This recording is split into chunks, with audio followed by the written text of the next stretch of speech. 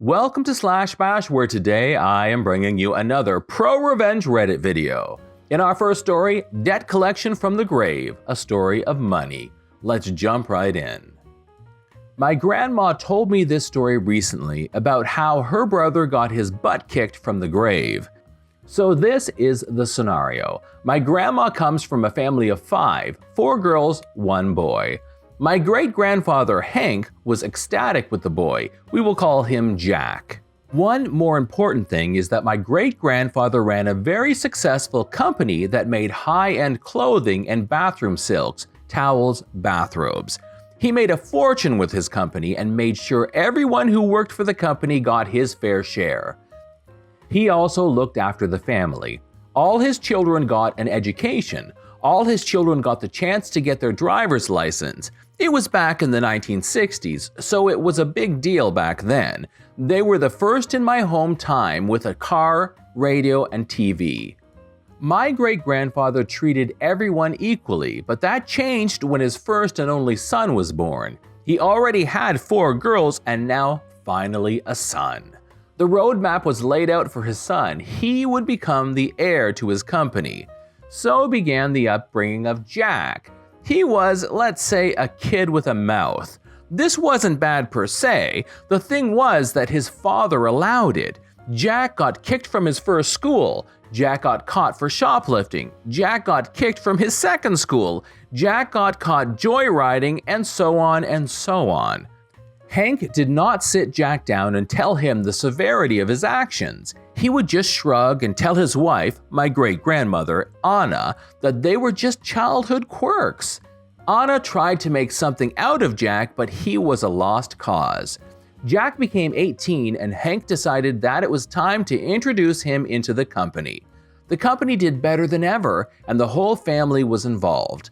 Jack began at the bottom of the ladder and had to work his way up. This is where Jack began to shine. By shine, my grandmother meant that her brother was not a bright light at school, but he was a hard worker and had a nose for business, if not so much for people. Jack was being an ass as per usual and got married to his first wife. She was a Karen. She wanted to start her own company and her father-in-law Hank wanted to retire. She pushed Jack to take over quickly and pushed the rest of the family out. Jack listened to her and told his father that he was ready and that his sisters and their husbands would tear the company apart if they stayed in their leadership roles. The thing was that only one daughter and son-in-law were involved in the company at this point, 1980. My grandmother oversaw the seamstresses and the quality department, and my grandfather oversaw the financial and the suppliers. Karen wanted full control and started a little fire in the family. She spread a rumor that grandfather stole from the company. I do not know what transpired, but in the end my great-grandfather bought out all the family and Jack bought out great-grandfather. The company was Jack and Karen's company now, and things went tits up pretty quickly.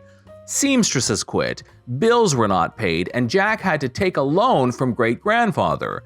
The family company was barely scraping by when Karen left Jack because he could not provide for her. It became apparent that Jack could not make it work and was looking for a way out. After a while, great-grandfather had seen enough and bought back the remnants of his company and sold it to a bigger company that wanted to expand. This made the wealth he amassed even bigger. He set up different bank accounts for his children and said that if someone was in need, they could take money from that account. He told Jack his cut was smaller since he was the reason the company was sold and that he felt let down by his son's carelessness running his company into the ground. Jack was angry and told his father that he would have made it work if he had more time. It remained a sour point between the two of them.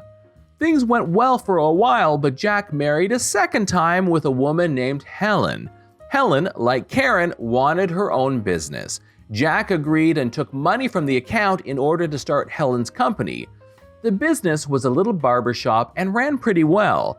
They were spending their money on living luxuriously and did not save any money. After a while, my grandmother got a call from her little brother Jack asking if he could store some goods in her garage. My grandfather did not trust Jack and told him no. While my grandmother did not agree, she accepted my grandfather's decision. A few weeks later, Jack got caught for possession of stolen goods and drug smuggling. It was not a surprise, but nonetheless a letdown for my great-grandfather Hank. This time he would not help Jack and told him that he would no longer stand behind him. After a few years, Jack got out and was again a divorced man.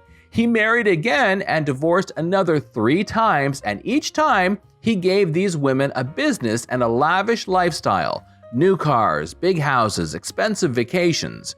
He drained his money and robbed his emergency bank account dry. He borrowed a lot of money from great-grandfather and so on. In 2013, great-grandfather fell ill. It was clear that he was not going to make it, and he took his final days in stride. At this time, Jack became very buddy-buddy and started to help great-grandfather sell some stuff. At some point, my grandmother sat down with her father and asked him where the money went for all the sold stuff, and great-grandfather told her not to worry about it. He took care of it in his will. After his 95th birthday, my great-grandfather passed away, quietly and peacefully.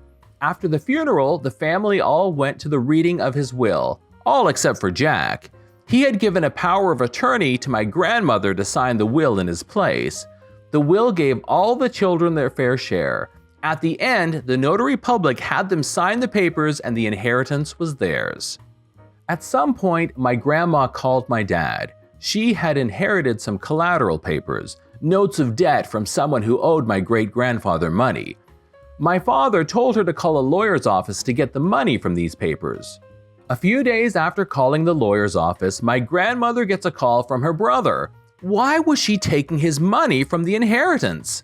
My grandmother told him she had inherited some debt notes and that she wanted to get the money owed repaid. Jack was furious and told her that was illegal. Jack was wrong, it wasn't illegal. Great-grandfather had documented every penny his son had borrowed from him and constructed his will in such a way that the rest of his children would get that part of their money spent by their money drain of a brother. Also, great-grandfather had found out that Jack stole from him. You see, Jack was putting the money he made from the stuff sold into his own banking account instead of giving it to his father. Since this ordeal, Jack has not contacted my grandmother or his sisters. He has since paid everything back and in the end never saw a penny of his inheritance. Great-grandfather wrote in a letter why he did this.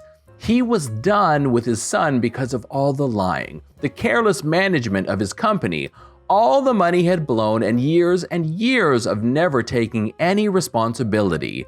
He gave his final lesson to his son from the grave. Story number 2, Revenge of the Highway Construction Boss. First things first, this is a story that an old friend, co-worker of mine told me years ago. This friend has since passed away, rest in peace Greg, so I am unable to go back to him to get more details. Greg's family lived near Calgary, Alberta, Canada. Greg's dad was in construction, working as a job site foreman, and Calgary was going through an oil boom in the 1980s and new roads and highways needed to be built. The practice at the time, probably still is, was to get expensive surveyors to lay out the path for the road at the start of the project, and the path was marked with wooden stakes in the ground. These roads were going through some of the grasslands on Calgary's outskirts, and good progress was being made on the road in question. Then, one morning, the crew got to the job site and found that all of the stakes had been knocked over. Calgary had, maybe still has, its fair share of yahoos and pickup trucks who like to cause trouble, so from the tire tracks they figure that during the night someone had found the job site, noticed the stakes, and decided it would be fun to drive over all of them. I suppose today's yahoos and pickups would be deterred by cheaper surveillance cameras, but this was 30 or 35 years ago. Greg's dad was fuming, but he had to call the surveyors back in to do the layout again before they could continue. A few nights later, the same thing happened again. They arrived at the site and found all of the stakes knocked out again. Another call to the surveyor's office later, they had the road mapped again, but Greg's dad had a plan. Construction sites can have a lot of rebar and other types of iron and other metals lying around. They also have lots of heavy equipment for applying force to things. After the stakes were mapped out for the third time, Greg's dad got a crew together to drive an 8-foot-long piece of iron vertically into the ground directly behind one of the stakes near the end of the road layout, with the top of the iron in line with the top of the stake. Then he waited. A small number of days later, he got to the job site and found a wrecked pickup truck in the field along the road's path. Its oil pan and other undercarriage components had been ripped off by the metal post that was protruding from the ground. They had signs all around the site indicating that unauthorized vehicles were prohibited, entering was at your own risk, etc. So they were covered from a legal standpoint. With the truck as evidence, they were able to find its owner and have him charged with trespassing, destruction of property, mischief, and anything else they could make stick. This is John from /Bash. Thanks for watching. If you've enjoyed the video and want to be the first to know when the next one drops, subscribe and make sure you click on the notifications bell. We would love for you to drop a like, share it with your friends, and we will see you in the next one.